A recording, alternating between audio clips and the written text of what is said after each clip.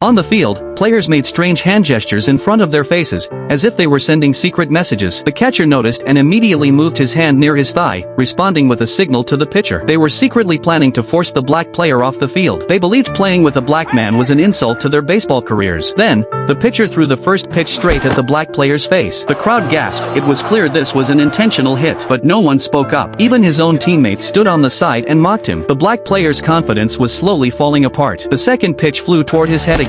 He struggled to get up, trying to pull himself together. The third pitch was finally normal, but the damage had been done. He was off his game. When he hit the ball, it was easily caught. At that moment, the crowd let out a disappointed sigh. The black player tried to control his emotions, but under constant pressure from his opponents, he finally exploded. The team owner rushed into the dugout and stopped him. He told the black player to turn his anger into strength. "Get back out there," he said. "Play your game, get on base, score." With the owner's words in mind, the player calmed down. He gathered himself and walked back onto the field. But again, he faced criticism and insults from white players. This time, he stayed calm inside. He just wanted to prove himself through his actions. Seeing their teammate constantly being insulted, the other players couldn't hold back anymore. They stepped in to stop the loudmouth opponents. The black player felt confident again. He knew he wasn't alone now. He waited for the right moment and swung with power. The ball flew past the defenders. His team took the lead by 1 point and won the game. The whole stadium cheered, but the black player didn't smile. The white player's curses still felt like knives in his back. A reporter from his team walked over and pointed to his camera. He could write articles, but he was only allowed to take photos on the field. Just because of his skin color, he couldn't get an office job. They looked at each other and smiled, giving each other silent comfort. As the conflict on the field grew, the coach was caught in a storm of criticism for discrimination. He had no choice but to hold a press conference and apologize to the black player. On camera, the coach suggested using a baseball instead of a handshake to avoid physical contact. A photo of this fake gesture made the magazine cover. The public complaints slowly faded, but that didn't bring real peace. As the next game approached, the pitcher stared ahead with cold eyes, like a snake ready to strike its prey.